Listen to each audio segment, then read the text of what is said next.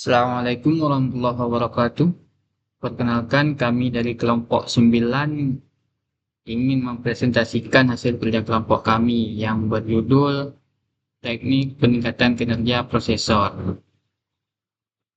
Yang pertama adalah pengenalan CPU. Apa itu CPU?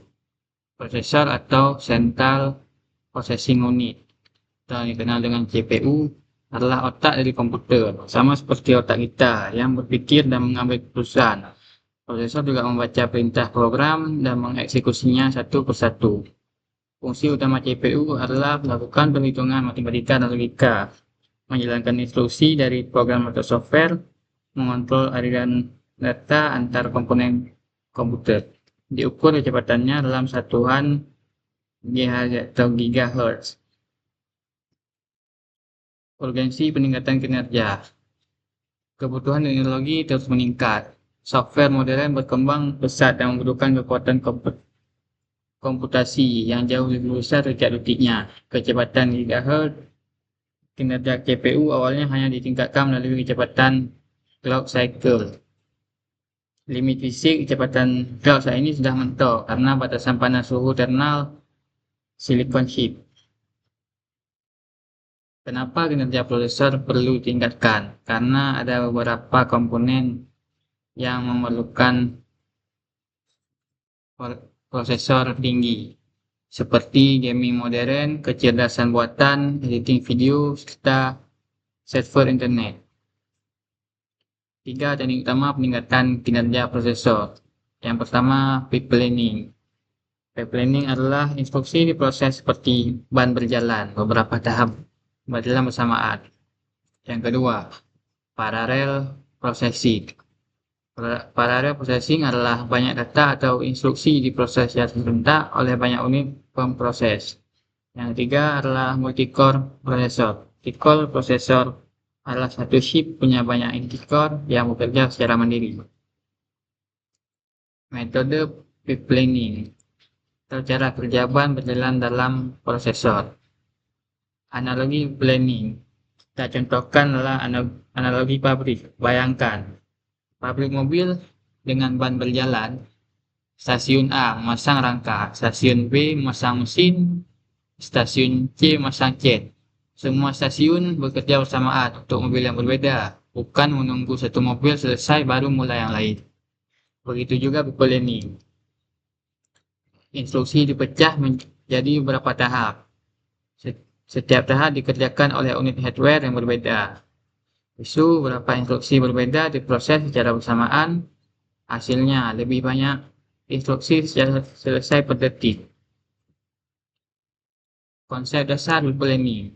Pipelining memecah instruksi tunggal komputer menjadi tahapan-tahapan kecil yang mandiri.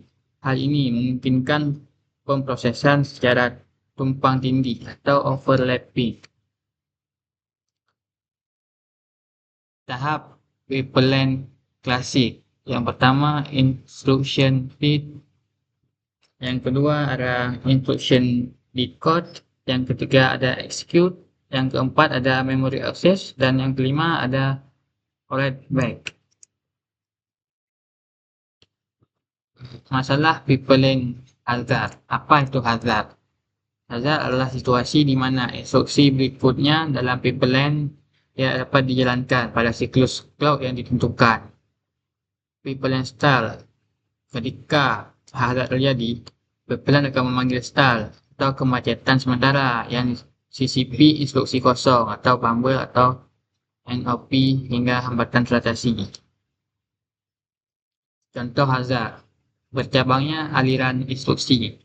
Contoh hazard terjadi ketika prosesor menemui instruksi percabangan kondisional seperti if, else, atau loop. Prosesor tidak tahu instruksi mana yang akan dieksekusi berikutnya sampai hasil percabangan dihitung di stasiun X. Solusi brand prediction. Prosesor menebak arah percabangan menggunakan memori history. Jika tebakan benar, pipeline lancar. Jika salah, seluruh pipeline harus dibersihkan atau vice feed. Selanjutnya, Method parallel processing. Konsep parallel processing adalah metode di mana tugas komputasi dipecah menjadi beberapa subtugas yang dijalankan secara bersama oleh beberapa prosesor mandiri seperti analogi kelompok kerja. Mengerjakan suatu soal matematika sendiri butuh waktu lama, tapi jika dibagi rata kepada 10 orang, maka selesai akan 10 kali lebih cepat. Bedanya dengan tipeling, aspek cara kerja, unit proses cocok sama dengan cocok untuk kalau cara kerja satu tugas banyak tahap, habis itu banyak tugas sekaligus. Kalau unit prosesnya satu proses banyak prosesor atau unitnya. Kalau yang cocok ini cocok untuk satu alur instruksi sama tugas yang bisa dibagi-bagi. Parallel processing di kehidupan nyata ada GPU gaming, ada praktik cuaca, ada AI dan deep learning dan pengembang digital. Kita masuk ke multi-core processor. Apa itu multi-core? Multi-core processor adalah teknologi di mana satu keping terintegrasi basic atau chip silikon tunggal memuat dua atau lebih inti prosesor independen. Setiap core bertindak layaknya CPU mandiri, memiliki cas memori sendiri, namun berbagi memori RAM utama yang sama pada sistem. Kenapa lahir prosesor multicore? Di era 1990, fokus mengerjakan kecepatan clock MHz sama GHz pad prosesor single core. Di era 2000-an, clock speed mentok di 4 GHz karena masalah panas. Di tahun 2004, peluncuran komersial pertama prosesor dual core untuk pasar konsumen. Sampai sekarang hari ini, dukungan core melompat pesat hingga puluhan core dalam satu chip konsumen. Prosesor multi-core yang kamu kenal adalah Intel i9 14900. Itu penggunaannya untuk gaming atau workstation. AMD Ryzen 9 penggunaannya untuk content creation.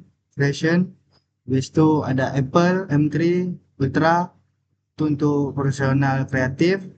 Ada Snapdragon 8 Gen 3 itu HP Android penggunaannya smartphone flagship.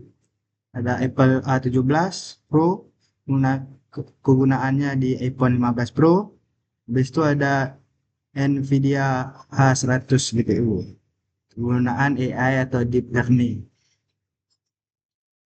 Perbandingan ketiga teknik level kalau di pepeling dalam satu core, di parallel processing ada antar banyak unit atau sistem, di multi-core ada antar core dalam satu chip. Kalau fokusnya efisien per instruksi, kalau di paralel kerjakan banyak hal sekaligus, kalau di multi-core skalabilitasnya dan efisiensi dayanya meningkat.